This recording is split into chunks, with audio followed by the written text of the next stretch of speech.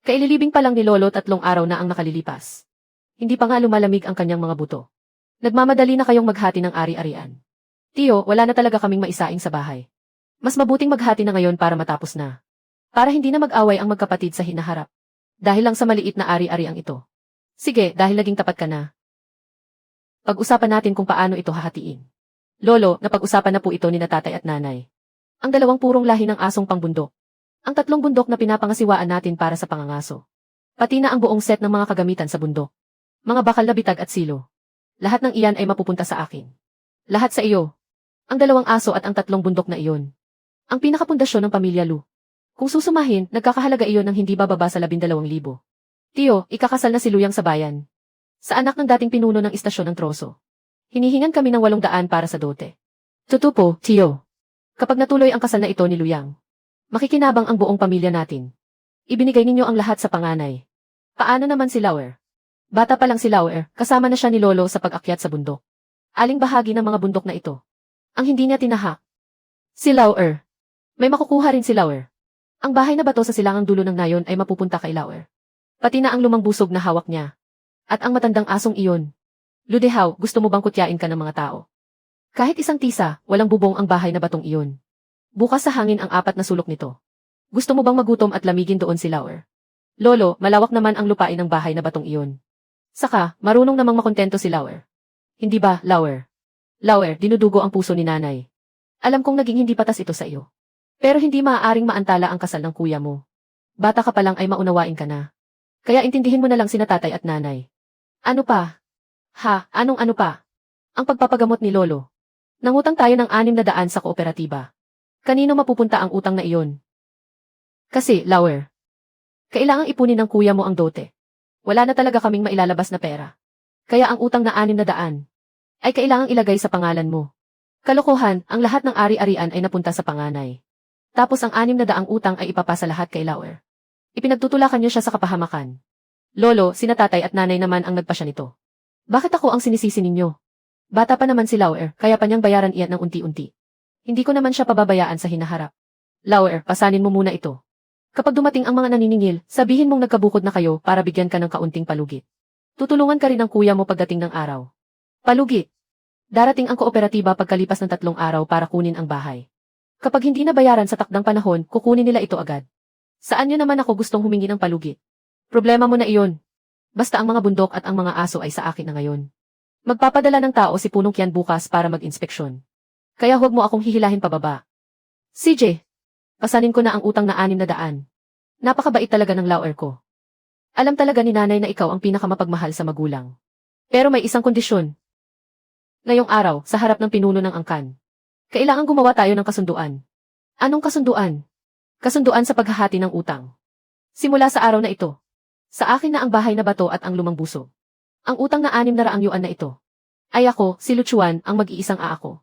May isa pang pangungusap sa huli. Mula ngayon, ang lahat ng kikitain ng aking bahay bato at nila Uyauzi ay mapupunta lahat sa akin. At sa pangalan mo, Luyang, ay wala nang anumang kinalaman sa mga ari-arian. Wala na tayong utang sa isa't isa habang buhay. Luchuan, anong ibig mong sabihin? Isinusumpa mo ba ako sa harap ng mga nakatatanda? Lauer. Magkakapamilya tayo, bakit ka nagsusulat ng ganyang kawalang pusong salita? Ano na lang ang sasabihin ng ibang tao sa pamilya natin? Pamilya, noong naghahati-hati kayo ng bundok at aso kanina. Bakit hindi ninyo sinabing magkakapamilya tayo? May punto si Lauer. Dahil ipinasa nyo na sa kanya ang lahat ng utang. Dapat lang na gumawa ng kasunduan. Yang Zi, isulat mo na. Kung walang kasulatan, hindi ko kikilalanin ang utang na 600 yuan na iyan. Lauer, kung hindi mo kikilalanin, sino pa ang gagawa nito? Kung hindi ko kikilalanin, pagkaraan ng 3 araw, ang kooperatiba ng kredito ay pupunta rito para hanapin ang may pananagutan. Ang utang na ito ay hiniram ni Lolo. Wala na si Lolo. Ang utang ng ama ay dapat bayaran ng anak. Hindi ako ang hahanapin ng kooperatiba, kundi ang kasalukuyang pinuno ng pamilya Lu. Na walang iba kundi ang kuya mo. Ano naman ang pakialam ko riyan? Wala naman ang pangalan ko sa resibo ng utang. Walang pakialam ang kooperatiba kung kaninong pangalan iyan. Ang tinitingnan lang nila ay ang mga ari-arian. Sa ilalim ng pangalan mo ngayon, mayroon kang 2 mamahaling asong pangbundok, 3 bahagi ng bundok na inuupahan mo, at isang buong set ng mga imported na bakal na bitag. Ang kabuang halaga niyan ay 12,000. Kapag pumunta ako bukas sa kooperatiba at nadeklara na hindi ko kayang magbayad, agad-agad nilang ipapa-freeze ang lahat ng ari-arian ng pamilya Lu. Lauer, hindi mo pwedeng gawin yan. Sinisira mo ang kuya mo. Hindi ba't magpapadala si Punong Kian bukas ng mga tao para suriin ang mga ari-arian? Kung makikita nila na may selyo ng kooperatiba na nakapaskil sa bahay natin, sa tingin mo ba ay papayag pa si Punong Kian na ipakasal ang anak niyang babae sa iyo? Lakas ng loob mo kapag nalaman ng biyanan mo na ikaw ay isang pulubi na may utang na 600 yuan na hindi makabayad ng dote at ang mga bundok ay nakaselyo. Hindi kaya niya punitin ang kasunduan sa kasal ninyo sa mismong harap mo. Ang pangarap mong maging manugang ng isang punong tanggapan ay tuluyan ng maglalaho bukas ng umaga. Diyos ko, anong kamalasan ito? Lauer, para mo nang sinasaksak ang puso ng sarili mong kuya. Yang Zi, isulat mo na bilis. Isulat mo na para sa kanya. Ano pang hinihintay mo riyan? Isulat mo na agad para hindi masira ang kasunduan ninyo ni dalaga ng pamilya Kian. Luchuan, napakasama mo. Humanda ka sa akin. Paghahati ng utang. Kahit mamatay ka pa sa gutom sa daan balang araw. Huwag kang lalapit sa akin para humingi kahit isang butil ng bigas. Huwag kang mag-alala kahit mamatay pa ako sa gutom sa bundok. Hindi ako tutuntong sa pintuan ng bahay mo. Lauhei, tara na.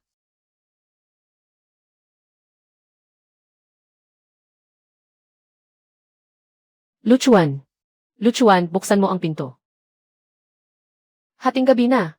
Bakit ka pa umakyat sa pader para pumunta rito? Kapag nalaman ito ng tatay mo, tiyak na babaliin niya ang mga binti mo. Mas mabuti nang mabalian ng binti kaysa mamatay ka sa gutom. Napakalamig, nilalamig na ako. Isara mo na agad ang pinto. Kumain ka na bilis, ninakaw ko lang ito sa kusina. Mainit-init pa ito. Ruzhu. Hindi ako gutom, ibalik mo na ito.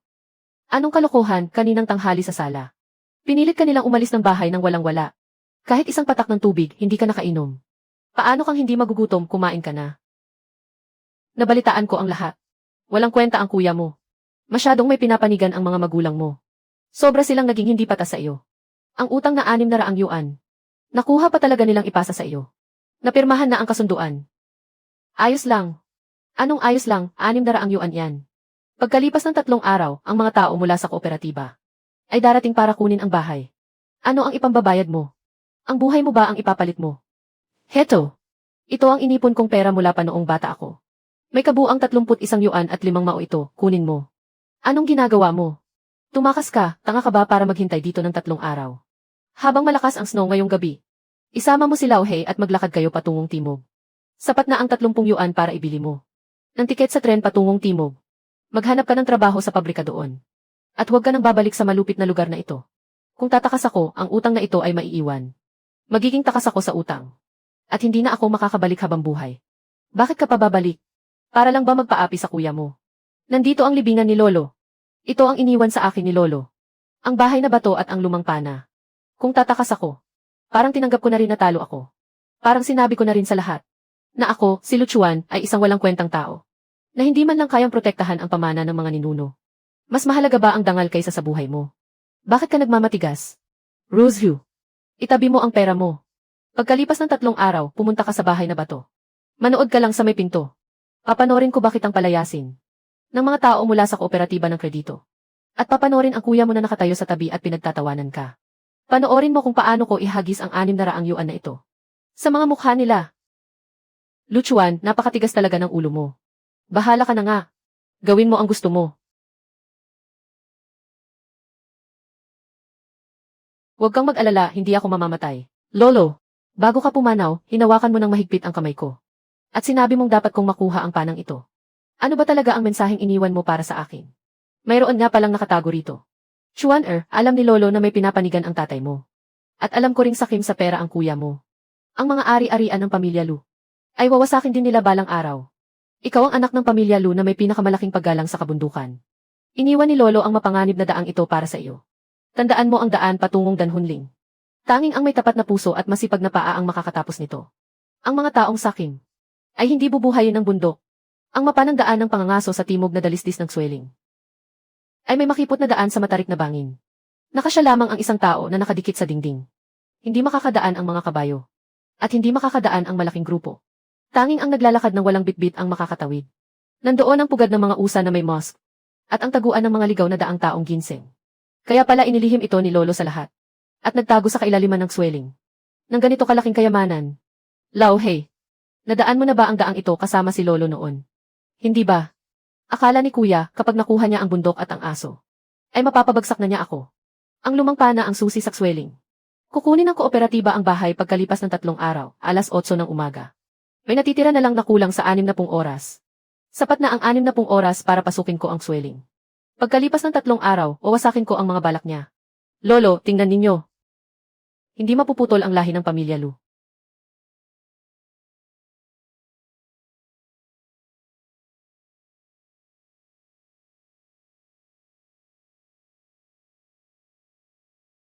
Nababaliw ka na ba? Anong ginagawa mo rito sa gitna ng gabi?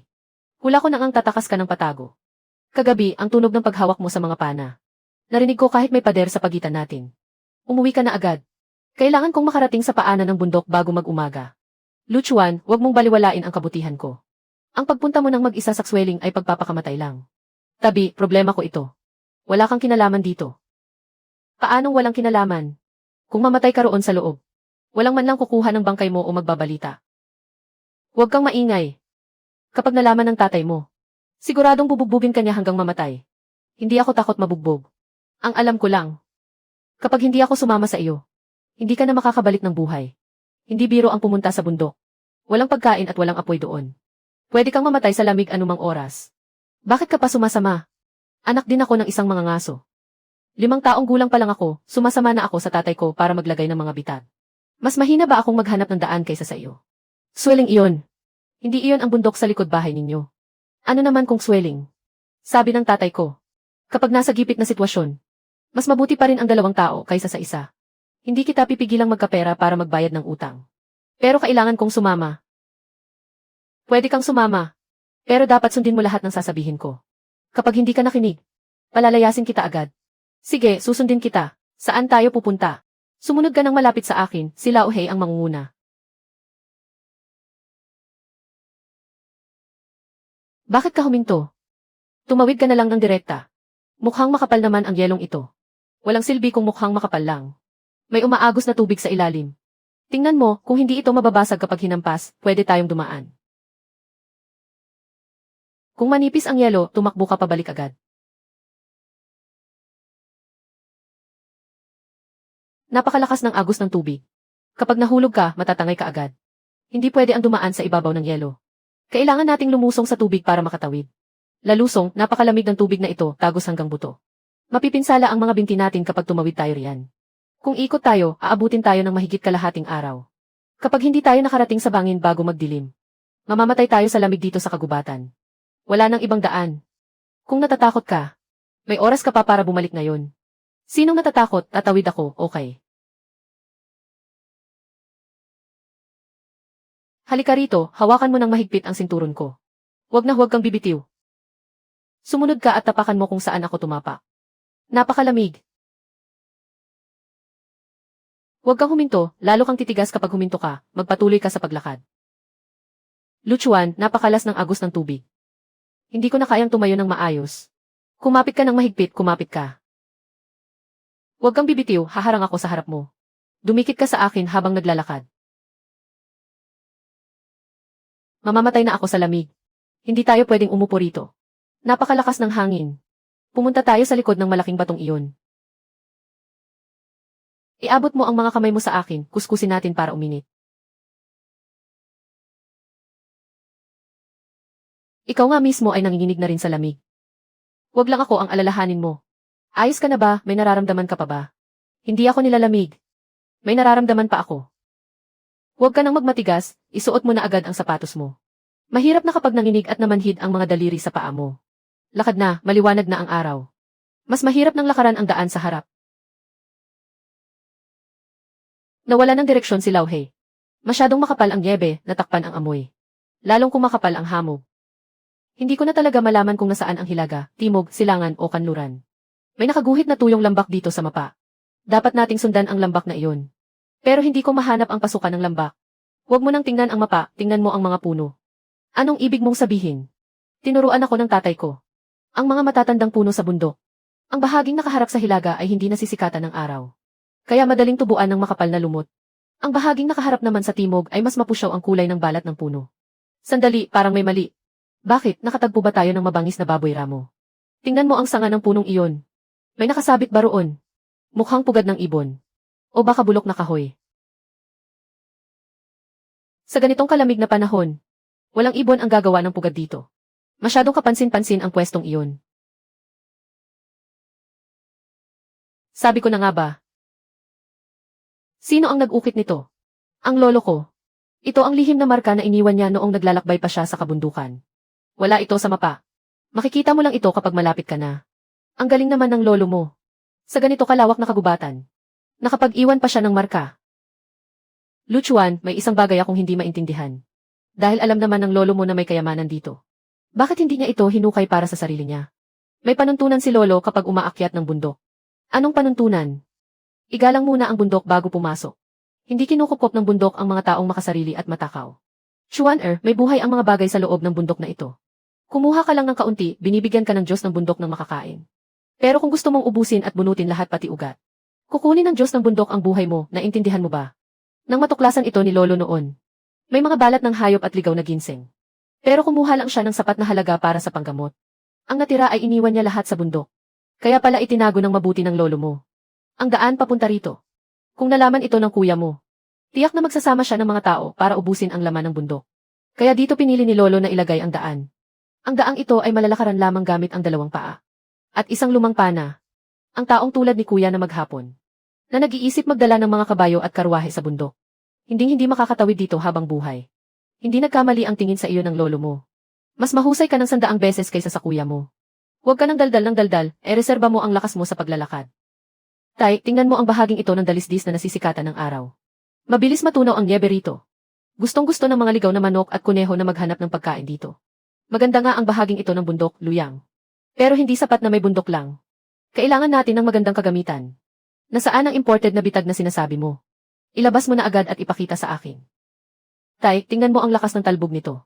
Kaya nitong baliin kahit paanong baboy ramo. Pagdating ng tagsibol, lalagyan ko ng bitag ang buong 3 bundok na ito. Maganda yan. Sa tingin ko sa paglalakbay na ito, marami tayong mahuhuling magagandang hayop. Tay, nakalkula ko na ang lahat. Ibenta natin ang balat at karne sa kooperatiba. Sa loob ng 1 buwan, may ipon ko ang 800 yuan para sa dote. Hindi ko hahayaang magdusa ang anak mong babae. Haha, marunong ka talagang makisama. Gusto ko ang determinasyon at tapang mong iyan. Kahit anong paraan pa ang gamitin. Basta nakakakuha ng pera, yun ang may kakayahan. Tama. Hindi ako katulad ng inutil kong kapatid. Nabalitaan kong nagkabukod na kayo kahapon. Pinalayas mo ang kapatid mo. Papunta sa sirang bahay bato sa dulo ng nayon. Hahaha. Tay, bakit niya naman sinasabi yan? Kusa naman siyang pumunta roon. Inako pa nga niya ang utang na 600 yuan sa kooperatiba. Baka nga sa susunod na 2 araw. Palayasin na siya ng kooperatiba. At hindi na siya makapanatili kahit sa bayan. Buti nga sa kanya. Ang isang mahirap na walang silbi. Dapat lang na lumaya sa kingshi. Tay, dahan-dahan lang. Madulas ang daang may niebe. Ito ang pasukan ng bangin. Diyos ko, daan ba talaga to? Hindi talaga ito kayang lakaran. Kapag nahulog ka, kahit buto mo hindi na makikita. Luchuan, napakadelikado nito. Bumalik na lang tayo. Nandoon pa ang mga tao mula sa kooperatiba. Naghihintay na kunin ang bahay ko. Wala na akong atrasan. Makinig ka, kailangan nating makatawid bago magdilim. Kapag sumapit na ang gabi, magyayelo ang ibabaw ng mga bato. Isang dulas lang ng paa mo. Tiyak na kamatayan na. Itali mo ang lubid sa ating dalawa. Kung mahulog man ako, mahihila rin kita pababa. Di mahulog tayo ng sabay. Itali mo na at lakad na. Itali mo ang kabilang dulo ng lubid sa baywang mo. Itali mo ng mahigpit. Luchuan, paano kung maputol ang lubid na to? O kaya mahulog ako at madamay ka? Huwag ka ng maraming sinasabi. Nalakarang ito ng lolo ko. Kaya ko rin tong lakaran. Kumapit ka lang ng mahigpit sa pader ng bato. Makinig ka, kapitan mo ng maigi ang siwang ng bato gamit ang kaliwang kamay mo. Ihakbang muna ang kanang paa. Sa bato sa harap mo lang tumingin. Hindi ka titingin sa ibaba. Alam ko. Laohe, mauna ka sa harap. Tumawid ka roon at hintayin kami. Mauuna ako kapag bumatak na ang lubid, sumunod ka. Luchuan, hindi ko na kayang humakbang. Pinupulikat ang binti ko. Pigilan mo, ang pulikatin ngayon ay paghahanap ng kamatayan. Idilat mo ang mga mata mo at tumingin sa harap. Napakadulas ng bato. Hindi ko talaga makapitan. Ibaon mo ang mga daliri mo. Kahit masugatan ang mga daliri mo, kumapit ka pa rin. Huwag kang hihinto, patatagin mo ang tayo mo. Idikit mo ng maigi ang katawan mo sa bato. Huwag mong hayaang pumasok ang hangin sa loob ng damit mo. Nakausli ang batong ito sa harap. Ipasok mo ang tiyan mo pagdaan mo. Para hindi ka maitulak palabas. Naintindihan ko, dahan-dahan ka lang. Abot mo ang kamay mo sa akin. Hihilahin kita patawid. Nadurog ang bato. Ah! Hawakan mo ang lubid. Luchuan, iligtas mo ako. Hawakan mo ang lubid gamit ang dalawang kamay. Iapak mo ang mga paa mo sa bato at umakyat ka. Napakadulas ng pader. Napakadulas ng pader. Hindi ako makatapak ng maayos. Kahit hindi mo kaya, kailangan mong tapakan. Di ba sabi mo hindi ka mamamatay dito? Tumingkayad ka pataas, 1, 2. Akyat. Ah! Akala ko katapusan ko na. Muntik na kitang madamay. Tumahimik ka at mag-ipon ng lakas. Nagdurugo ang kamay mo. Ayos lang, gasgas lang to. Huwag ka nang madaldal, magdidilim na. Kaunti na lang ang lalakarin natin. Gasgas lang ba yan kung ganyan karami ang dugo? Nabaliw ka na ba? Ha! Ayon sa mapa ni Lolo. Pagkalabas sa lagusan, maglakad ng 200 hakbang. May kuweba roon. Hindi ko na kaya. Parang hindi na akin ang mga binti ko. Tumayo ka riyan at tumagal pa ng kalahating oras sa labas. Magiging yelo na tayong dalawa. Maghanap tayo ng kuweba, ipaamoy mo kay Lauhe kung may. Amoy ng tuyong kahoy. Kapag nahanap natin, doon tayo sumilong. Magagamit pa natin ang mga panggatong na iniwan ni Lolo noon. Ako na, huwag kang gumalaw. Lumapit ka rito para magpainit. Basang-basa ang damit mo dahil sa ilog. Pinagpawisan ka pa kanina. Ngayon ay naninigas na sa yelo. Magkakasakit ka kung hindi mo iyan hubarin. Ayos lang. Ayos lang talaga. Isang layer na lang ang suot ko sa loob kapag hinubad ko ang panlabas. Gusto mo ba akong maupo rito nang nakabukas ang damit? Sino namang gustong tumingin sa iyo? Hubarin mo na ang sa iyo. Kailangan ko ring patuyuin ang panlabas kong damit. Pinagpawisan ako ng malalamig kanina. Basang-basa na ang panloob ko. Kanina sa gilid ng bangin. Natakot ka ba? Takot na takot ako. Akala ko hindi ko na makikita ang tatay ko. Kahit ang bukana ng daang ito, hindi man lang magawang puntahan ng kuya ko. Mas matapang ka kaysa sa kanya. Huwag mo nang ang banggitin ang kuya mo. Ang taong pera lang ang iniisip. Kahit kailan ay hindi makakarating dito. Kung malaman niya ang tungkol sa kuwebang ito, na nahanap ng lolo mo, siguradong ipagmamayabang na naman niya iyan sa bayan. Hindi niya malalaman. Lugar ko ito. Ilabas mo ang kamay mo. Magpainit ka na. Sabi ko ilabas mo. Gasgas lang ang tawag dito. Halos makita na ang buto mo. Ano lang ba ang peklat para sa isang lalaki? Pagkalipas ng 2 araw, maghihilom din yan. Huwag kang gumalaw. Kapag napasukan ng dumi ang sugat, mabubulok yan. Ano bang ginagawa mo? Mahal ang telang yan. Linisin mo ng maigi. Tiisin mo ang sakit. Hindi masakit, huwag ka nang mag-aksaya ng lakas. Tumahimik ka, kundi itatali kita. Luchuan, naaalala mo pa ba ang utang mo sa akin? Hindi ko kinuha ang 30 pisong ipon mo. Sino ang may sabing pera ang pinag-usapan? Ano ba iyon? Noong huling palengke. Sabi mo ililibre mo ako sa bayan kapag sumahod ka. Doon sa pinakamahal na kainan ng mami. Pero kinuha ng kuya mo ang pera. May utang kang 1 mangkok ng mami sa akin. Pagbalik natin, bayaran mo ang utang mo. Nailigtas ang bahay. Huwag mong kakalimutan ang mangkok ng mami. Nautang mo sa akin. Tanda ko, hindi ko nakalimutan. Siguradong ililibre kita. Dadagdagan ko pa ng 2 serving ng karne. Ayan, sapat na yan. Matutulog muna ako, pagod na ako. Sige, matulog ka, ako ang magbabantay.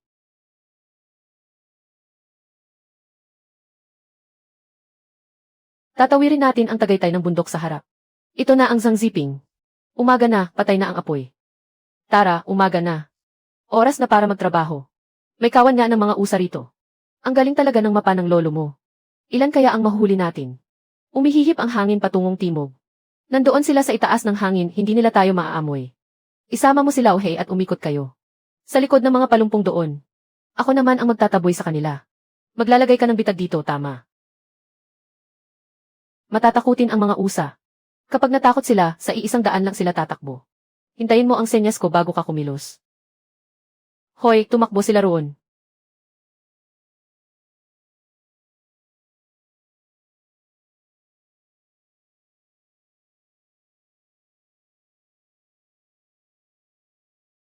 Nabaril natin ang dalawang lalaking usa na may mosque. Ang laki ng mosque pod na ito. Tiyak na bibilhin ito ng kooperatiba sa mataas na halaga. Huwag ka lang tumayo riyan. Huwag ka lang tumayo riyan. Huwag ka lang tumayo riyan. Nakasaad sa mapa na mailigaw na ginseng malapit dito. Inaamoy na ni Lao Hei ang lupa kanina pa. Ginseng nga, talagang ginseng ito. Tingnan mo ang ugat nito. Mukhang matanda na ito. Dahan-dahanin mo ang paghukay, huwag mong puputulin ang mga ugat. Kapag naputol ang isa, bababa ng kalahati ang halaga nito. Hindi ako niloko ni Lolo. Makapagliligtas nga ng buhay ang bundok na ito. Luchuan, mayaman na tayo. Hindi na kailangang kunin ang bahay mo.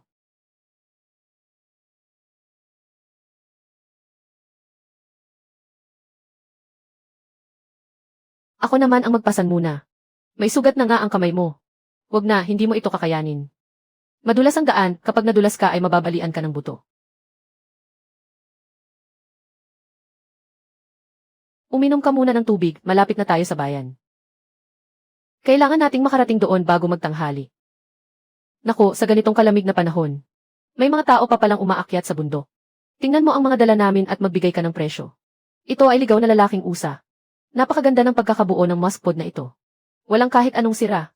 100 taong gulang na ginseng. Napakaganda ng kalidad nito. Saang malalim na bangin nyo ito nahukay?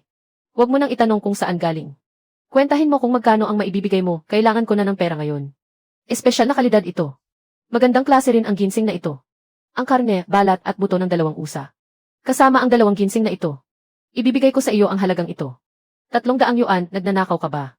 Ligaw na ginseng ito na 100 taon na. Iha, hindi na maliit ang 300 yuan. Rosehu, kunin mo ang mga gamit natin. Pupunta tayo sa bayan para maghanap ng malaking butika. Teka lang, mainitin din ang ulo mo, kapatid. 350 yuan, hindi ko na kayang dagdagan pa. Kailangan ko rin namang kumita rito, hindi ba?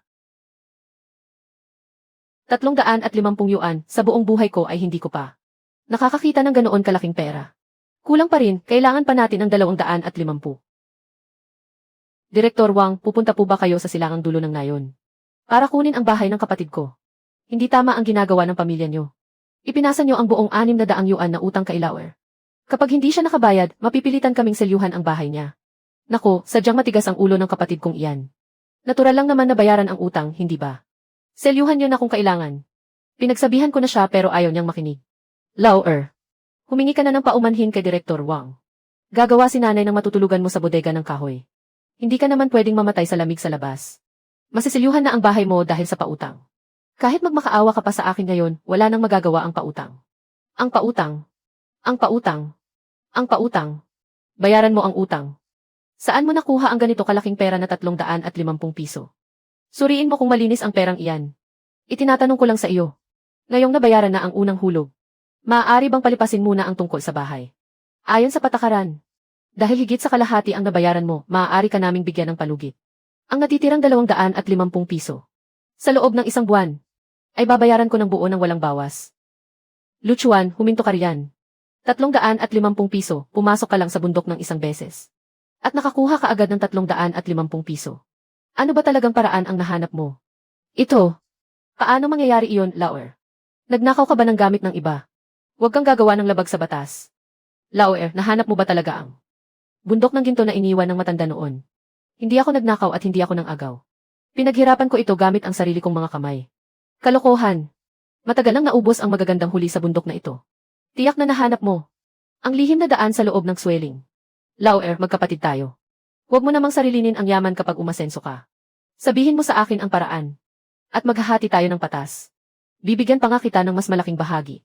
Luyang, 3 araw na ang nakalipas ng lagdaan mo. Ang kasunduan sa paghahati ng utang. Nakalimutan mo na ba? Ang lahat ng kita mula sa lumang bahay bato ay sa akin lang. At wala ka ng kinalaman doon. Mula ngayon, wala na tayong utang sa isa't isa. Dala lang iyon ng galit noon. Magkapamilya pa rin tayo. Kahit anong mangyari, magkadugo pa rin tayo. Itatakwil mo ba talaga ako bilang kuya mo? Mula noong araw na pilitin mo akong magbayad ng 600 pisong utang. Wala na akong kuya. Tatay, nanay, wag na kayong lalapit sa akin pagkatapos nito. Para hindi ko kayo mahila pababa sa pag-akyat ninyo sa mataas na lipunan. Manager Fang, bakit po kayo mismo ang bumabarito sa nayon? Nakatanggap ako ng balita sa kabisera ng lalawigan. Na dito sa bayan ng Qingxi ay may lumabas na espesyal na uri ng ligaw na supot ng mosque. Tingnan ninyo po ito, kapapasok lang ngayong araw. Napakataas ng kalidad nito, walang anumang dumi. Napakahusay at napakaprofesyonal ang paraan ng pagpapatulo ng dugo. Sino ang nagdala ng mga ito rito? Isang mahirap na bata lang sa bayan na nagngangalang Luchuan. Tila siya ang pangalawang anak ng isang pamilya ng mga ngaso. Kukunin ko ang mga kalakal na ito. Alamin mo ng mabuti para sa akin. Kung saan nakatira ang Luchuan na ito. Ang taong nakakakuha ng ganito kagandang kalidad ng huli. Ay tiyak na isang eksperto na kabisado ang bundok. Kailangan ko ng pangmatagalan at matatag na tagapagtustos. Ang mga makukuha niya ay makakatulong sa akin. Upang pasukin ang merkado sa buong kabisera ng lalawigan. Sa wakas ay nakabawi rin ako ngayong araw. Ang mukha ng kuya mo roon sa kooperatiba ng utang ay mas masahol pa sa mukha ng nakakain ng dumi. Hindi pa lubos na nababayaran ang utang. Kulang pa ako ng 250 piso. Kailangan ko ulit pumasok sa bundok sa lalong madaling panahon. Kung ganoon, aalis tayo bukas. Kabisado naman na natin ang daan. Hindi na tayo makakaalis. Tingnan mo, luma na ang kwerdas ng pana ni Lolo. Nang pilitin ko itong hatakin ng todo para panain ang badger na iyon kanina. Umabot na ito sa kanyang hangganan. Kapag hinatak pa ito ng isa pang beses, mapuputol na ang kwerdas. Kapag naputol ang kwerdas, ang panang ito ay magiging panggatong na lamang. Ano nang gagawin natin kung walang pana? Hindi man lang tayo makakahuli ng kahit isang kuneho sa bundok. Hindi lang ang kwerdas ng pana. Ang mga alambring bakal na inilatag natin kanina ay naputulan din ng 2 silo. Ubus na ang lahat ng natitira kong kagamitan.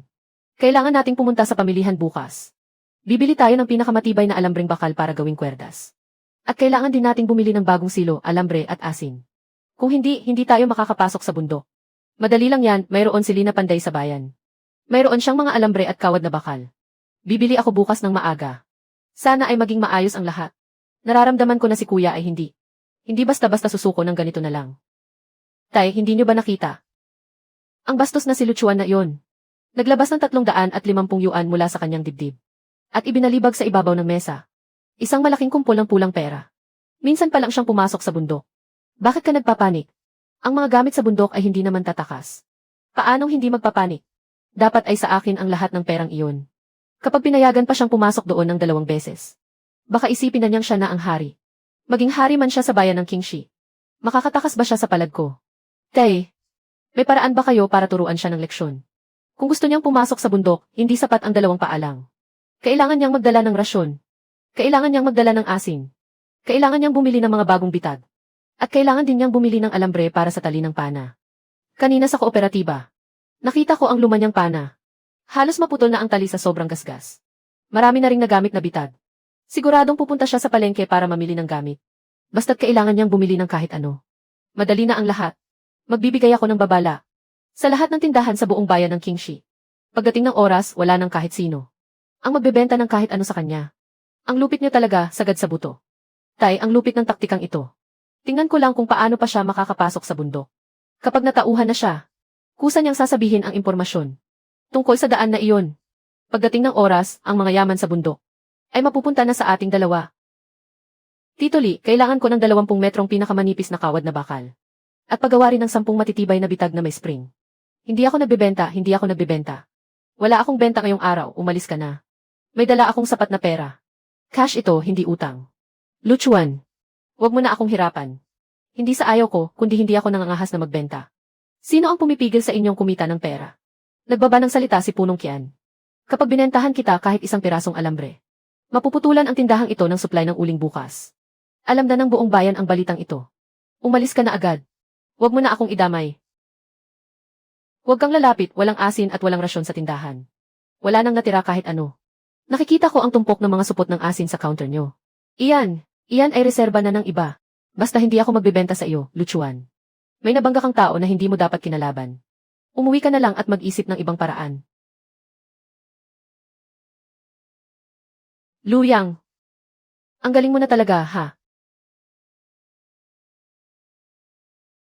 Ang matandang bastos na si Kian Maoli na iyon. Hindi siya magtatapos ng mabuti. Anong nangyari? Ipinatawag niya si tatay sa istasyon ng troso.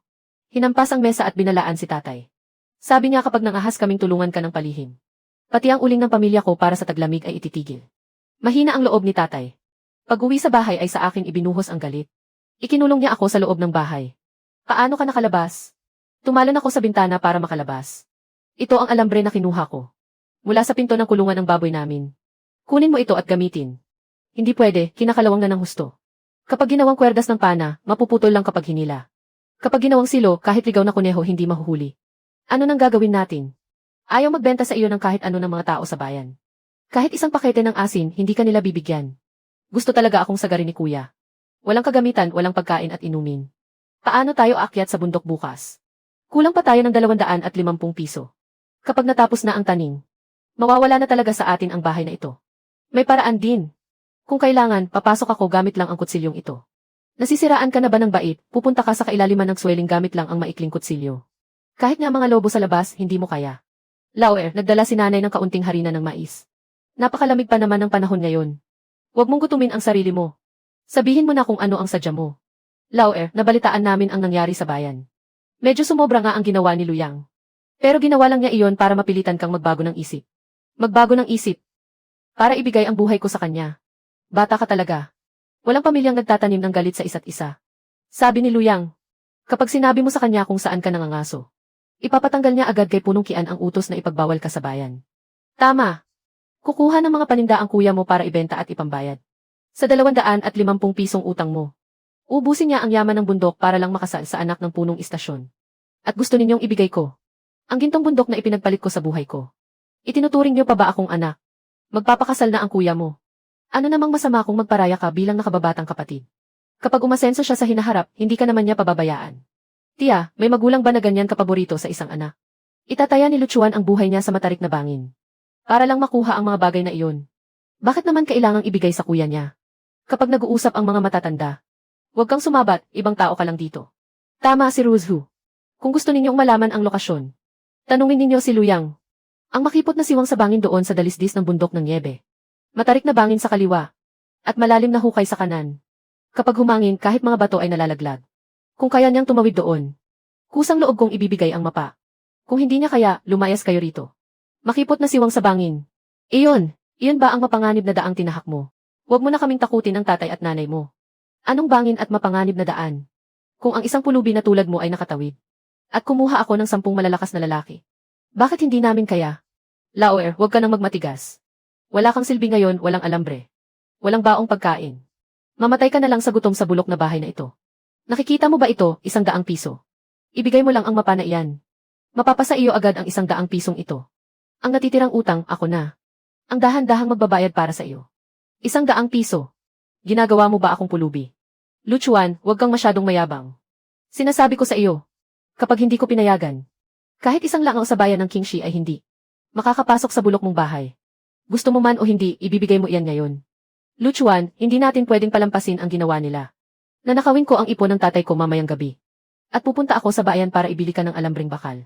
Huwag na, aabutin ng 2 araw ang balikan doon. Hindi na aabot sa oras. Diyos ko, may sasakyan. Isang sasakyang bakal na may 4 na gulong. Ang lakas ng tunog nito. Baka dumating ang isang malaking opisyal mula sa bayan. Bilis, maghanda kayo ng tsaa. Tiyak na pinuno ito mula sa bayan. Tatay, salubungin natin sila. Kung makakakuha tayo ng koneksyon sa taong nasa loob ng sasakyang iyan, maghahari-harian na tayo sa bayan. Papunta ang direksyong iyon sa sirang bahay bato ni Luchuan. Halika, sundan natin at tingnan. Ikaw nga si Luchuan. Sino kayo? Ito ba ang kahapon sa ibinentang sungay ng usa sa kooperatiba? Malinis ang pagkakatanggal ng dugo. Talagang malinis. Buo ang glandula ng mosque. Nalakbay ko na ang buong probinsya. At ito ang may pinakamagandang kalidad. Nang ligaw na sungay ng usa na nakita ko. Ako ang mula sa kumpanya ng gamot sa bayan. Na si Manager Fang Jingqiu. Naparito ako para makipag-usap sa iyo tungkol sa isang malaking negosyo. Wala akong paninda ngayon. At hindi rin ako makapasok sa bundok. Nabalitaan ko na. Kinalaban mo ang lokal na hari-harian sa bayan. Kaya hindi ka makabili ng mga supply. Sinasakal ka nila sa lig. Kung alam mo naman pala. Bakit ka pa naparito? Matandang sahaw, ibaba mo ang mga kargamento. Ay ito ay imported na kawad na bakal. Mas makapal ito ng 2 beses kaysa sa gawa ni Pandeli. Ano ang ibig mong sabihin? Kung ayaw kang bentahan ng buong bayan ng Kingshi, ako ang magbibigay sa iyo. Simula ngayon, lahat ng kagamitang kailangan mo sa pag-akyat sa bundok. Gaano man kamahal o kahirap hanapin, ako na ang bahala. Pero mayroon akong isang kondisyon. Sa susunod, lahat ng makukuha mo sa bundok, bawat onsa ng ligaw na sungay ng usa, at bawat piraso ng ligaw na ginseng, ay sa akin mo lang dapat ibenta. Bibilhin ko iyan sa pinakamataas na presyo sa kabisera ng probinsya. Eksklusibong supply. CJ. Imported na lubid pang akyat. Aabot ito ng 100 piso kung pagsasamahin. Saan kumuha ng pera ang isang hampas lupang tulad mo? Ay, kagalang-galang na ginang. Ako ang pinuno ng istasyon ng troso sa bayan na si Kian Maolin. Saan po kayo galing? Ang mahirap na batang ito ay isang manloloko. Huwag po kayong magpapalin lang sa kanya. Ikaw ba ang nag-utos? Naharangan ang mga suplay ni Luchuan. Isang pagkakaunawaan lang po, isang pagkakaunawaan. Pamamahala lang po ito sa loob ng aming bayan. Kung kailangan niyo po ng mga produkto mula sa bundok, sa akin po kayo lumapit. Maraming tao sa istasyon ng troso namin. Magpadala lang ako ng 12 ng tao sa bundok. Makukuha mo ang kahit anong dami na gusto mo. Sa tingin mo ba kaya mo? Kahit pasirain ng 12 ng tao ang kalahati ng bundok. Makakahanap ba sila kahit isang piraso ng di kalidad na sungay ng usa? Makinig kayong mabuti. Si Luchuan ang nag-iisang eksklusibong supplier ko ni Fang Jingqiu. Nakikipagnegosyo lang ako sa mga taong may kakayahan. Sino ka ba sa akala mo? Para makialam sa mga paninda ko. Ikaw, alam mo ba kung kanino ang teritoryong ito? Bakit? Ikaw na isang maliit na pinuno lang ng istasyon ng troso. Gusto mo pa bang kumpiskahin ang jeep ko? Sige, subukan mo. Tingnan natin kung ang opisyal na utos mula sa bayan bukas ay babagsak mismo sa lamesa mo. Tay, magsalita ka naman. Hindi natin sila pwedeng hayaang maging ganito kayabang. Ang ganda ng gamit na to. 100 beses na mas mahusay kaysa sa kay Pandaili. Mas malayo ang abot nito nang hindi bababa sa 30 metro. Hulog talaga ng langit si Manager Fang. Sapat na ang baon nating pagkain ngayon. Matibay ang lubid. Hindi na natin kailangang matakot sa pag-akyat sa bundok. Ang bigay ng iba ay mananatiling sa kanila. Kapag may sarili ka lang pera sa iyong kamay, saka ka lang makakapagtaas ng noo. May 20 araw na lang. Kulang pa tayo ng 250 yuan. Huwag kang mag-alala. Sa ganda ng mga gamit natin ngayon, siguradong mas marami tayong mahuhuling hayop. Mababayaran na natin ng buo ang utang sa pagkakataong ito. Uwi na ako para maghanda. Magkita na lang tayo bukas ng umaga sa dating tagpuan. Alambre, alambre. Anong alambre ang puputulin, alam ko na. Laohe, ang daan natin bukas. Kailangan nating pumunta sa mas malalim na bahagi ng bundok. Napakainam talaga nitong baon na galing sa labas. Ang liit lang nito pero katumbas na ng 3 malalaking tinapay natin. Hindi pa kumakain ng espasyo. Ihiwalay mo ang asin para hindi mamasa-masa. Diyos ko, bumaon ng buo ang dulo ng pana. Kung tatama ito sa mabangis na baboy ramo, siguradong mabubutasan din ang katawan nito. Napakagaling talaga nitong binigay ni Manager Fang. Hindi na natin kailangang mag-aksaya ng lakas ngayon. Hindi mapuputol ang kwerdas na to kahit hilahin mo ng todo ng 50 beses. Laohe, kumain ka ng mabuti ngayon. Mamaya pag-akyat natin sa bundok, magtrabaho ka ng mabuti. Tayo na, gusto kong bawiin ngayon ang lahat ng hirap natin noong nakaraan. Singilin natin sila ng may kasamang interes. Sumunod ka lang sa akin, kailangan nating magmadali ngayon. Lulusong na naman ba tayo sa tubig? Ang binti ko kapag naiisip ko ngayon. Pinupulikat pa rin ako. Hindi natin kailangang lumusong sa tubig ngayon, umurong ka muna ng kaunti. Hilahin mo ng mahigpit, mauna ka ng tumawid. Paano ako tatawid, gagapang ba ako? Itali mo sa baywang mo. Hawakan mo ng mahigpit ang pangunahing lubid gamit ang 2 kamay mo. Ibitin mo ang katawan mo sa ilalim. Magpalit-palit ang mga kamay mo habang umuusad pasulong. Kahit madulas ang kamay mo, isasabit ka pa rin ng buckle sa ere. Hindi ka mahulog sa tubig. Hindi mapuputol ang lubid na to, kaya huwag kang matakot. Hindi ako natatakot, noong nakaraan lang ako walang kumpiyansa. Ngayon, may kumpiyansa na ako. Gaya ng dati, ikapit ang kaliwang kamay sa siwang. At iuna ang kanang paa. Huwag kang tumingin sa ibaba. Ikot na lang ako mag-isa. Huwag mo akong hilahin. Huwag mo akong hilahin. Nakatawid na. Magaling, sumunod ka na. Wala nang mga usa rito. Wala nang mga usa. Natakot sila sa atin noong nakaraan kaya tumakbo palayo. Malamang hindi na sila babalik sa lugar na to. Sa mapa ni Lolo. Labas pa lang ito. Kapag nalampasan natin ang dalisdis na to. At natawid ang 2 pang taluktok ng bundok. May makikita tayong marka rito. Ang tawag doon ay Yaowang. Sa pangalan pa lang na Yaowang, siguradong may malalaking huli roon. May 5 pulang tuldok na nakamarka sa mapa. Ibig sabihin, ang kawan ng mga usa roon ay hindi bababa sa 20 ulo. At dahil hindi nasisikatan ng araw ang ilalim ng lambak na yon, magandang lugar yon para makahanap ng daang taong gulang na ginseng. Ano pang hinihintay natin?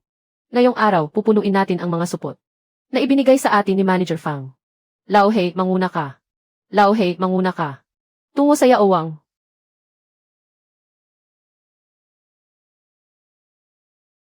Hinto, may gumagalaw. Napakalaki, mas malaki pa kaysa sa 2 nakuha natin noong nakaraan. Makipot ang daan sa ilalim ng bangin.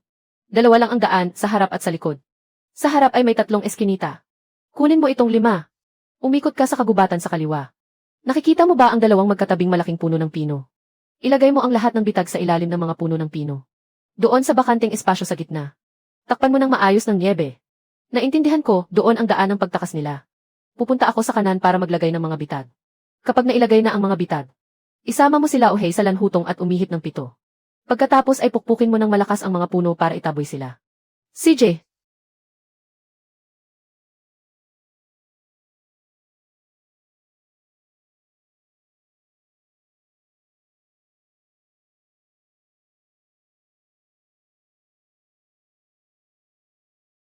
Hoy, takbo roon, gulong doon.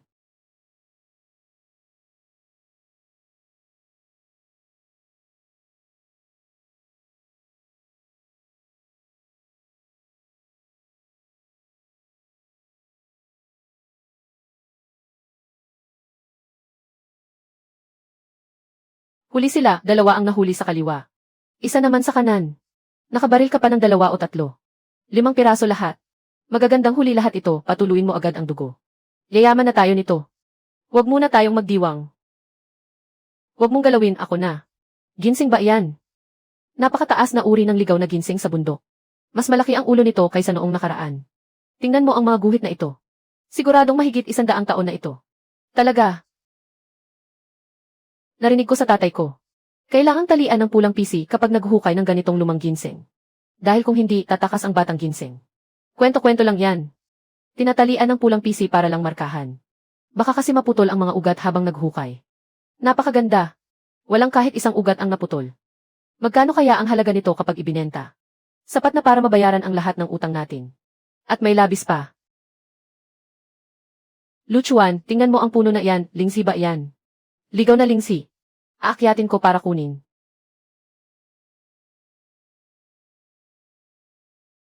Tama na siguro ito. Kung mananatili pa tayo rito, mamamanhid tayo sa lamig. Hanggang dito na muna ngayon. Balik na tayo sa kuweba para doon magpalipas ng gabi. Kumain tayo ng mainit na pagkain. Napakabango naman. Noong huli tayong nandito sa kuwebang ito, basa pati ang mga damit natin. Muntik na tayong mamatay sa lamig. Basta't may puhunan na tayo. Magiging madali na ang lahat. Ang mga nakuha natin sa bundok ngayon. 3 lumang ginseng. At 3 ligaw na lingsi.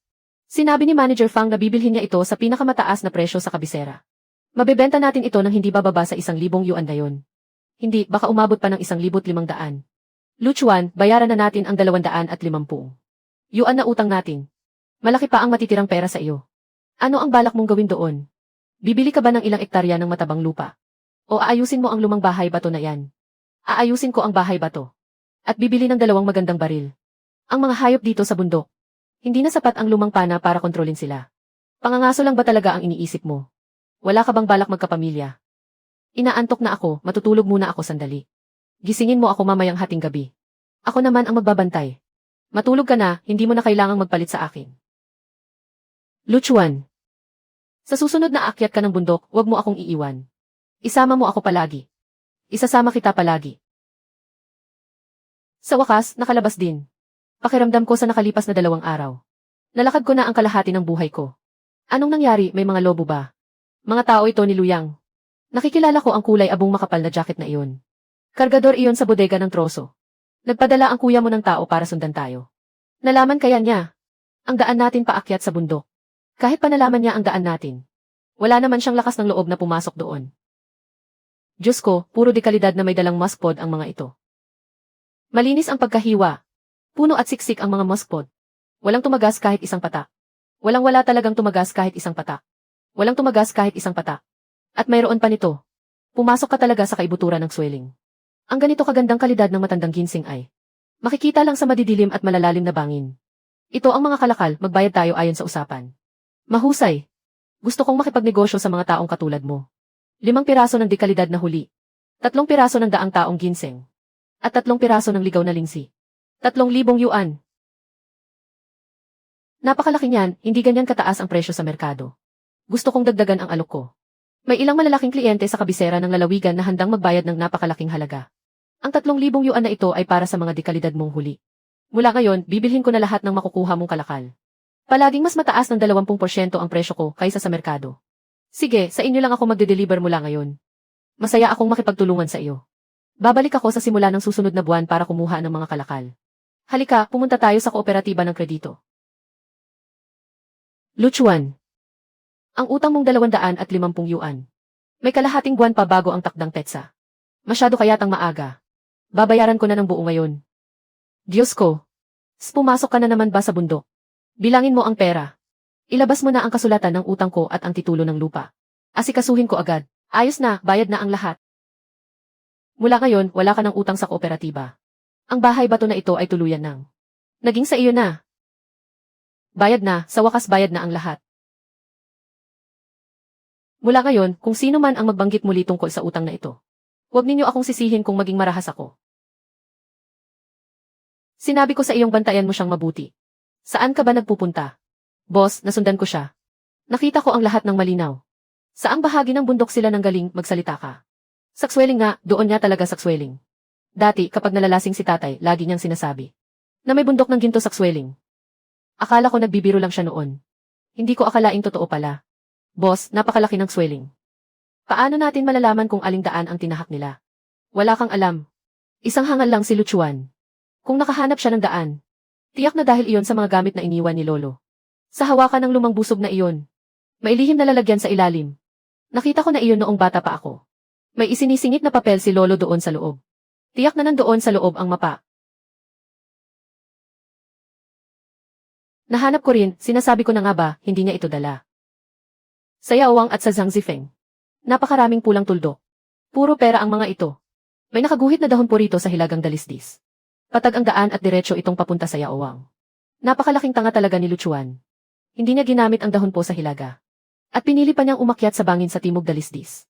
Gusto niya lang suluhin ang lahat.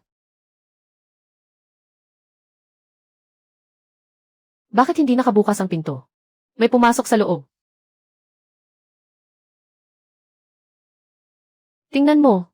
May ginalaw sa mapa. Baligtad ang tupi nito. Kanino gawa to? Inutusan ba ng kuya mo na nanakawin to? Yari na, nakuha niya ang ruta. Kapag nagsama siya ng tao para mauna, pumasok sa bundok bago tayo.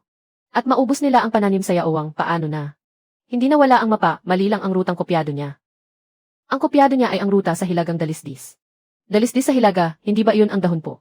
Bakit hindi tayo doon dumaan? Sabi ni Lolo dati. Ang hilagang dalisdis ng swelling ay laging nasa lilim. Isang maling hakbang lang. O kapag masyadong malakas ang boses. Guguho ang nyebe sa buong bundok. Delikadong lugar yun na madalas ma-avalanche. Sino-sinong pumasok doon? Hindi to alam ng kuya mo. Sigurado siyang akala niya madaling daanan ang hilagang dalisdis. Luyang, lumabas ka dyan. Oh. Bakit napadalaw ang mayaman na si Luchuan? Dito sa bulok kong bahay. Pumasok ka sa silid ko kagabi. Pwede kang kumain ng kahit ano. Pero huwag kang magbintang ng walang ebidensya. Anong patunay mo? Kopyado mo ang ruta sa hilagang dalisdis. E ano ngayon kung ginawa ko? Panamana yung mapa kay Lolo. Bakit mo sarilinin ng mag-isa? Kinuha ko lang ang para sa akin. Makatarungan lang yun. Luyang, makinig kang mabuti. Hindi kayang daanan ng tao ang hilagang dalisdis ng swelling. Nasa likod yun at laging nasa lilim. Puro lamat at bitak ng yelo ang ilalim noon. Sumigaw lang ang kabayo o magkamali ng isang hakbang. Magdudulot agad yun ng malaking avalanche. Naku, Luchuan. Para lang makasarili sa huli. Kung ano-anong kasinungalingan ang gawa-gawa mo, pati avalanche na damay pa. Bakit hindi mo na lang sabihing may halimaw sa loob? Hindi ako nagsisinungaling sa iyo. Pagtatapon lang ng buhay ang daang yan. Huwag kang mangdamay ng ibang tao para lang sa kapakanan mo. Luyang, utak talang kakaba. Kung gusto lang ng kapatid mong sarilinin ang lahat, hindi ka na sana niya pupuntahan dito. Pinaaalalahanan ka niya kasi nag-aakay ka. Nang napakaraming walang kasalanang baryohano. Mga kasama, ayaw lang nitong kapatid ko. Nayumaman tayo. Kanino kayo maniniwala, sa kanya? O sa akin? Luyang, mahirap talagang gisingin ang nagtutulog-tulugan. Nababalaan na kita. Kapag nagkaproblema, huwag kang hihingi ng tulong sa akin. Ako, hihingi ng tulong sa iyo. Ang gintong maipapasok ko pabalik, kayang-kaya kang tabunan. Laya sa bakuran ko. Mga kasama, paunang bayad muna tong pera. Bawat isa kumuha muna ng 20. Ang kusero naman ay 30. Napakalaking tao talaga ni Kuya Yang. Bukas na bukas susunod kami sayo. Patatagagin natin ang swelling. Ang ilang kabayong to, kayang magpasa ng daan-daang kilong kargamento. Sa isang biyahe lang, maubos na natin ang pananim sa lagusan. Yang! Yan ang tunay na pormang pangmalamakihang negosyo. Yung sa pangalawa, laro-laro lang yun. Tay, nay, maghintay kayo bukas sa pagbabalik ko dala ang maraming pananim. Ano ba naman yung 800 piso na dot ni Kian Maolin? Ihahagis ko mismo sa mukha niya ang dote. Para lumuhod siya habang ipinamamalimos ang anak niya sa akin. Nay, hihintayin ko ang araw na iyan. Kailangan mong mag-uwi ng maraming magagandang bagay. Para masagasaan ang pride ng walang utang na loob mong kapatid. Lumakad siya sa sarili niyang makipot na tulay. Dadaan naman ako sa maluwag kong highway. Dadaanan ko talaga yung dahon po sa hilaga.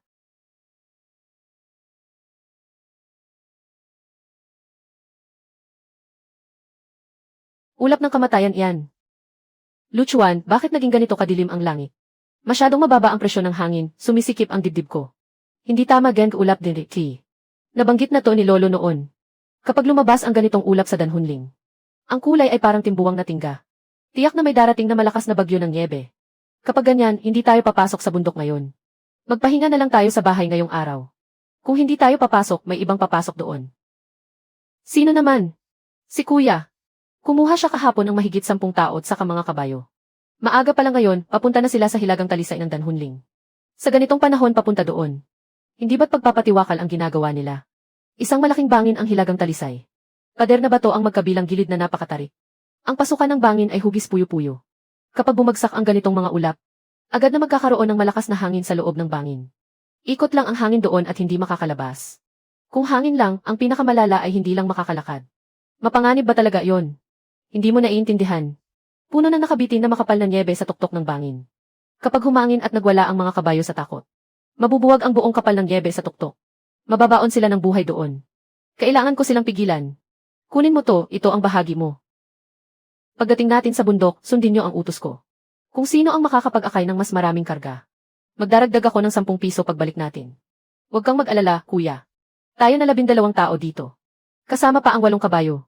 Kahit pa ang Diyos ng bundok ang humarang sa daan. Itapat pa rin natin siya sa lupa. Basta kay kuya yang tayo, masagana ang buhay natin. Kumain kayo ng marami, mga kasama. Kapag busog lang kayo magkakaroon ng lakas pumasok sa bundok. Bukas ang palad niyang sa pera. Kaya kailangang ibuhos niyo ang buong lakas niyo para sa kanya. Yang! Marami kayong kasama at malakas ang puwersa niyo. Magdala kayo ng higit pang mga gamit para sa proteksyon pagpasok niyo. Pumunta kayo agad at bumalik din ng maaga. Tay, maghintay ka na lang sa bahay. Ngayong gabi rin, hahakutin ko na pabalik ang mga kargamento. Isuot niyo na ang mga silya ng kabayo. Suriin niyo ang mga lubid. Lalarga na tayo ngayon din. Hiya.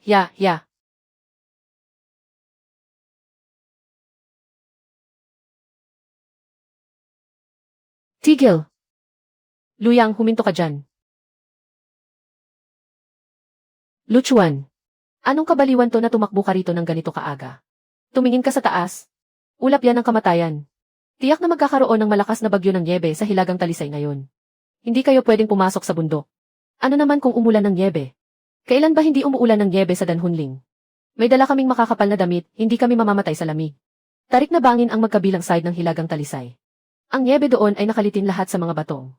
May taas na ilang 10 metro. Pumasok lang ang hangin doon. At kapag nagwala ang mga kabayo, mabubuwag ang kalatag ng nyebe sa tuktok. Kapag gumunaw ang nyebe sa landslide, wala man lang kayong mapagtataguan para tumakbo. Huwag kang magsalita ng katarantaduhan dito sa harap ko. Nakikita mo lang na nakakuha ako ng maraming tao. Sanay ka kasing kumain ng mag-isa. Kaya ayaw mong makitang yumayaman ang iba. Binalaan na kita kahapon. Lupa ng kamatayan ang hilagang talisay. Hindi ko hinaharangan ang pagyaman mo. Inililigtas ko ang buhay ng mahigit 10 taong to. Kaninong musmus na bata ba to? Pumasok kami rito para magtrabaho dahil binayaran kami. Bakit mo kami hinaharangan, umalis ka rito? Gusto niyo ba ng pera o gusto niyo ng buhay? Kapag pumasok kayo sa daang yan, huwag niyo nang asamiting makakalabas pa kayo ng buhay. Lauer. Umagang-umaga, isinusumpa mo agad ang kuya mo. Bakit napakasama ng ugali mo? Umalis ka nga dyan sa daan. May importanteng gagawin ang kuya mo. Ayaw mo talagang makitang umayos ang pamilyang to, no? Nay, tay. Nakatakip na ang mga ulap sa tuktok ng bundok. Napakababa ng presyon ng hangin. Kapag pumasok kayo dyan, para na kayong nagpapakalibing ng buhay. Gusto niyo ba talagang panoorin lang siyang magpakamatay? Umalis ka sa harapan ko. Aray. Luyang, tao ka pa ba? Maganda ang intensyon niyang pigilan ka. Tapos sasaktan mo pa siya. Kung gusto mong magpakamatay, sige, ituloy mo. Huwag kang magrereklamo kung walang kukuha ng bangkay mo. Bata ka lang, huwag kang makialam. Ayusin mo iyang pananalita mo. Pagbalik ko na punong-puno ng mamahaling paninda ang kotse. Mamatay kayo sa inggit. Mga kasama, pasok na tayo sa bundok. Luchuan, nasabi mo na ang lahat ng dapat sabihin. 3 beses mo na siyang pinigilan pero ayaw niyang makinig. Sarili niyang desisyon yan.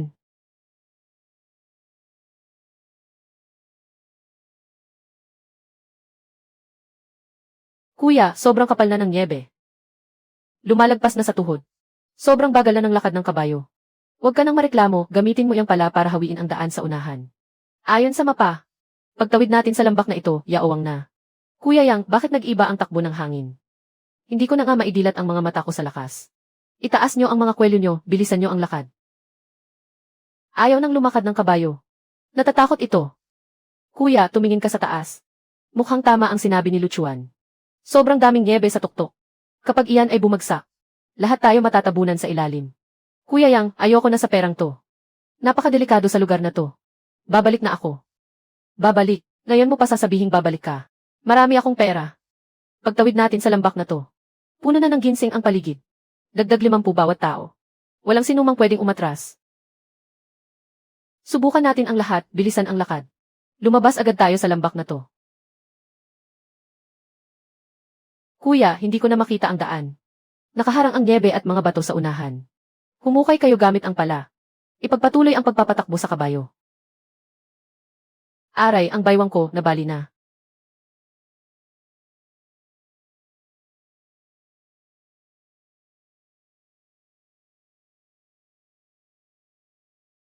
Ano yung tunog na iyon? Iglap. Ang. Tulong.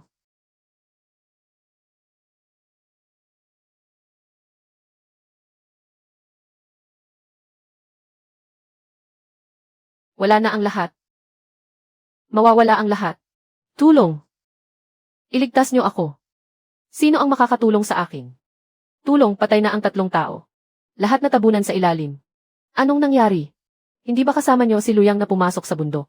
Bumagsak ang lahat, gumunaw ang lahat. Nagkaroon ng iglap sa hilagang dalisdis. Mataas na 10 metro ng nyebe ang bumagsak. Pati tao at kabayo nawala ng lahat. Diyos ko po. 12 tayong umakyat doon. 2 na lang kaming natira sa hulihan. Nakaligtas lang ang buhay namin.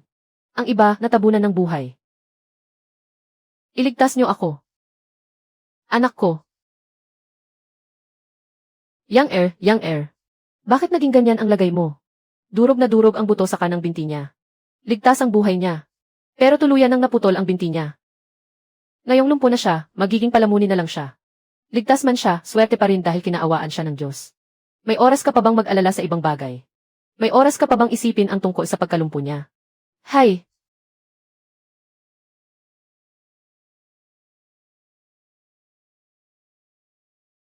Luyang, napakasama mong tao. Ibalik mo ang binti ng asawa ko. Ang malaking kabayo namin na nagkakahalaga ng 200 yuan. Naipit sa nyebe at nadurog. Buhay mo ang ipagbabayad mo rito. Hindi pa nakakalabas ang anak ko. Dapat magpaliwanag ang pamilya niyo rito. Mga kababayan, huwag niyo naman kaming ipag-ipitan. Biktima rin naman kami rito.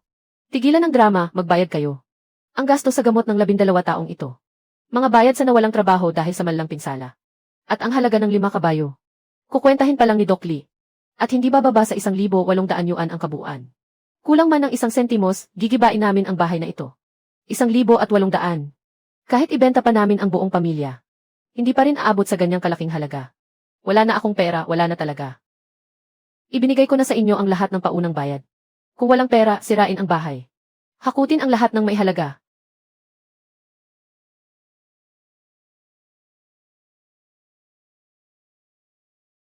Tay, dumating ka na. Tay, tulungan mo ako. Pinipilit nila akong mamatay. Pahiramin mo ako ng 1,000 yuan. Magpapakalipin ako sa iyo para makapagbayad sa hinaharap. Sino ang tatay mo? Huwag kang magkunwaring kamag-anak ko. Tay, sa susunod na buwan, kami ni Xiaoyu ay magpapakasal na. Ano ng kasal? Malinis ang pangalan ng anak ko. Paano siya pakakasal sa isang tulad mong lubog sa utang? Isang pulubi na pinagtatawanan ng buong bayan. Makinig kayong lahat. Simula ngayong araw, wala nang kinalaman si Luyang sa pamilya Kian. At sa aming imbakan ng troso. Kanselado na ang kasal. Hindi mo pwedeng gawin ito. Nangako ka noong ibibigay mo. Sa akin ang imbakan ng troso. Iyon ay noong maayos pa ang katawan mo. Noong may pakinabang ka pa at nakakapag-uwi ng pera. Ngayon, wala ka ng kwenta. Isang lumpo at walang silbing basura. Kung maglakas loob ka pang gamitin ang pangalan ng imbakan ko sa labas, sisiguraduhin kong sa bayang ito. Kahit patak ng tubig ay hindi mo mainom.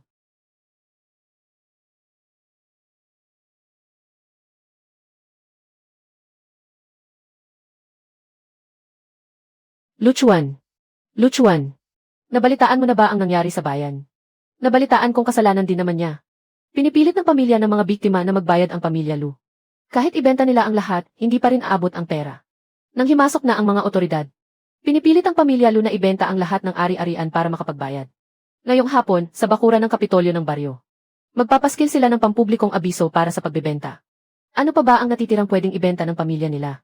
Iyon lang namang sirang bahay. Hindi gaanong kalaki ang mababawas ng bahay na iyon. Ang talagang ibebenta nila ay ang sa iyo. Ang pamanang iniwan ng lolo mo. Ang 3 teritoryo ng pagnanagandahan sa bundok. Kasama ang 2 asong pangangaso.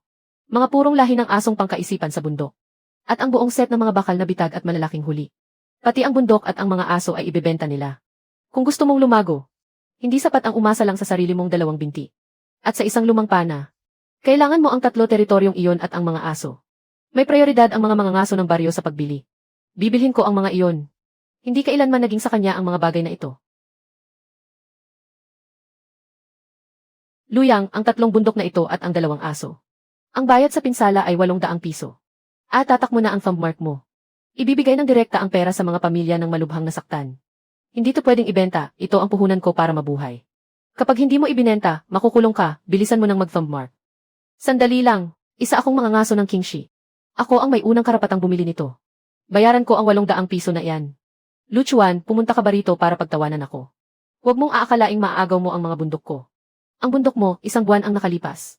Sa bakurang ito, ibinigay na ni tatay at nanay ang lahat sa iyo.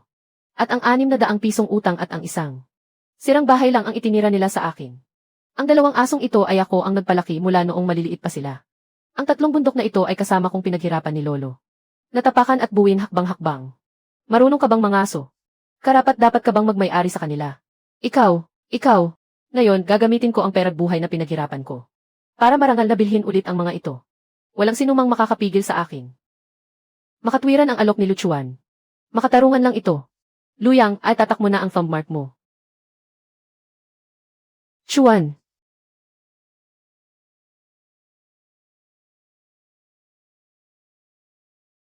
Ang natitirang 400 piso ay babayaran sa loob ng 2 taon. Magbayad ka buwan-buwan. Kapag hindi ka nagbayad, hahakutin namin ang mga ari-arian mo. Wala na, tapos na ang lahat. Bagsak na ang pamilya natin. Ito na ang karma natin. Pinarurusahan na tayo ng langit. Hahaha, hindi ako niloko niyon sa sinabi niya tungkol sa hilagang dalisdis. Hindi talaga niya ako niloko, hahaha.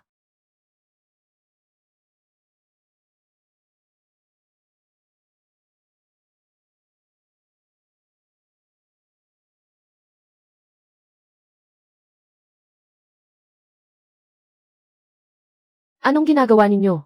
Pakiusap, Luchuan, nagmamakaawa ang nanay sa iyo. Luchuan, tulungan mo naman ang kuya mo. Tumayo kayo dyan. Kapag hindi ka pumayag, luluhod si nanay dito hanggang pumayag ka. Sabi ng tumayo kayo.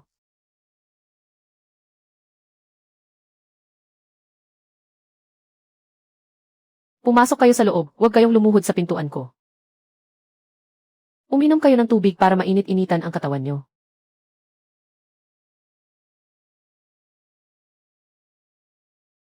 Luchuan, alam ni tatay na nagkamali kami sa iyo noon.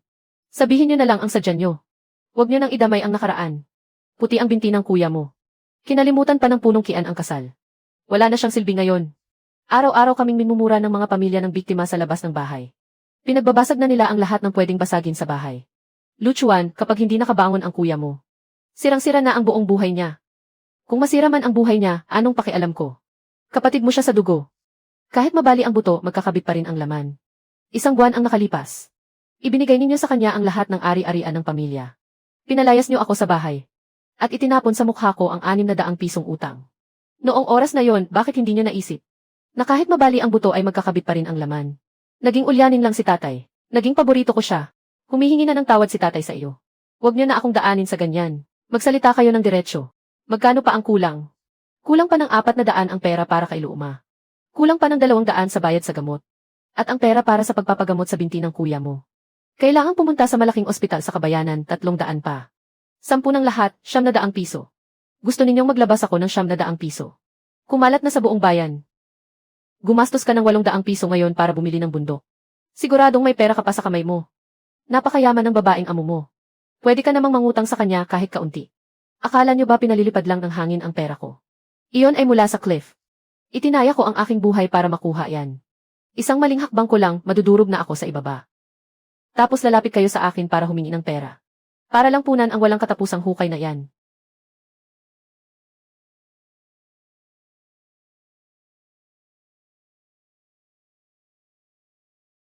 Tatay.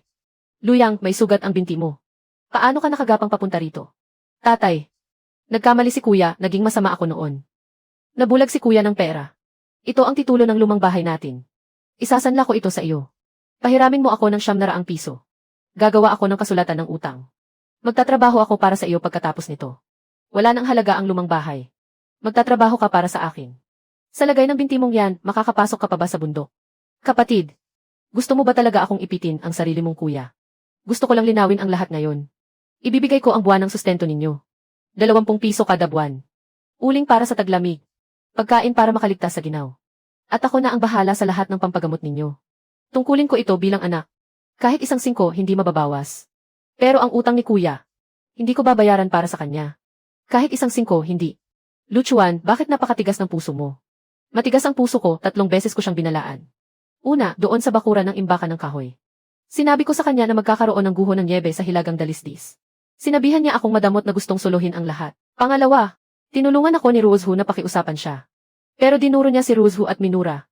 Pangatlo, maagang-maaga akong tumakbo para harangan siya. Sa harap mismo ng kanyang mga kabayo. Pero sinipa niya ako paupo sa putikan. 12 tao ang sumunod sa kanya sa hilagang dalisdis. Ngayon, 3 ang malubhang nasugatan.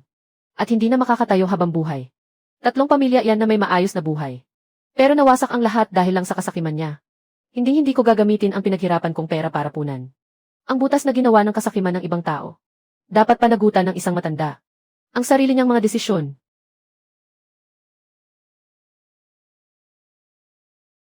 May 200 piso rito. Bumili kayo ng magandang uling. At bumili ng karne para sa bagong taon. Luchuan, ito. Ito.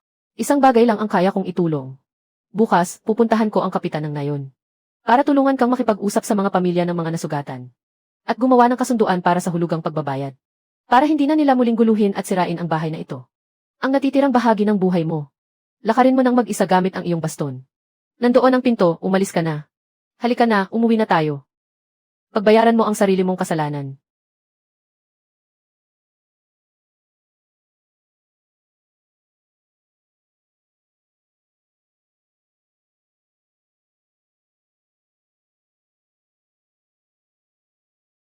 Gutom ka na ba? Medyo. Maupo ka muna, ipagluluto kita ng pansit.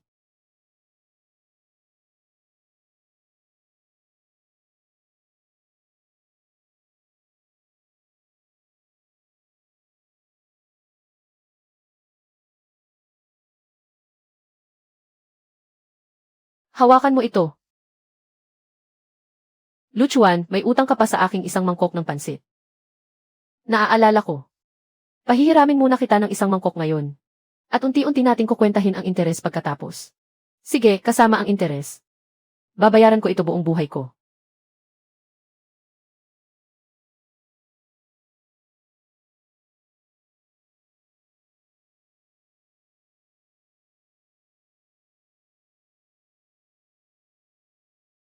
Ano ang tinitingnan mo?